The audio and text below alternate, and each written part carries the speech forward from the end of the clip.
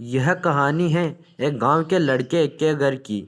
मजबूरी और पैसों की कमी की वजह से वह दूर शहर काम करने के लिए जाता है ताकि वहां से वह कुछ पैसा कमा पाए, जिससे उसका और उसके घर वालों का खर्चा पूरा हो जाए।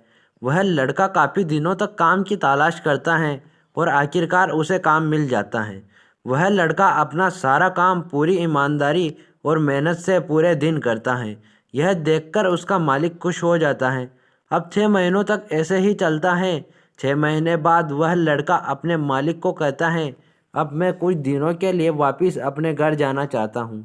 और उस लड़के को पूरी उम्मीद थी कि उसका मालिक उसे घर जाने से नहीं रोकेगा, लेकिन उस लड़के के सोच से विपरीत उसका मालिक कहता है, नहीं, तुम्हें 2 महीने का थोड़ा और काम करना है और फिर उसके बाद अपने घर चले जा सकते हो। लड़के को थोड़ा गुस्सा आता है, लेकिन वह अपने गुस्से को शांत करके मालिक से पूछता है, बताइए मालिक, कौन सा काम है। उसका मालिक कहता है, हमें एक घर खरीदना है। तुम पूरे शहर में घूमो और तुम्हें जो सबसे अच्छा घर लगे वह घर खरीद लो, और जैसे ही यह काम खत्म हो जाता है तुम वापस अपने घर कुछ दिनों के लिए जा सकते हो। यह सुनकर वह गांव का लड़का खुश हो जाता है और जल्दी जल्दी घर को खरीदने का काम खत्म कर देता है।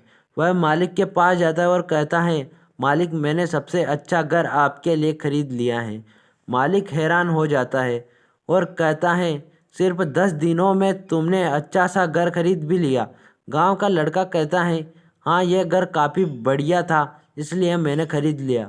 और कहता है कि क्या अब मैं अपने घर कुछ दिनों के लिए वापस जा सकता हूँ।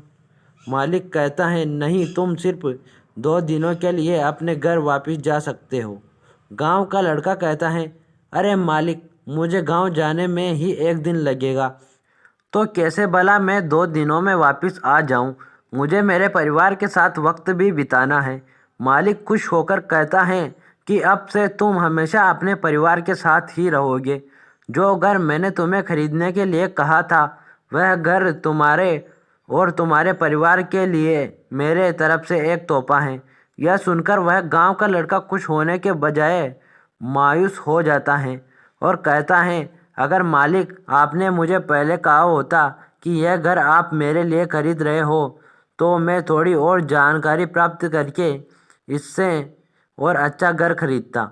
मालिक ने कहा, मैंने तुम्हें 2 महीने दिए थे और 10 दिन में खरीद कर तुमने तुम्हारा नुकसान किया है। इसी तरह जिंदगी में भी हमारे साथ यही होता है।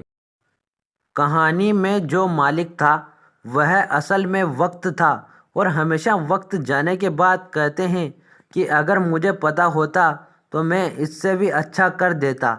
इसलिए आप अभी ज़िंदगी में जो भी कर रहे हो उसे पूरे जुनून और मेहनत के साथ कीजिए। क्या पता आप आज जो काम कर रहे हो वो आने वाले समय में आपको ज़िंदगी बदल दे।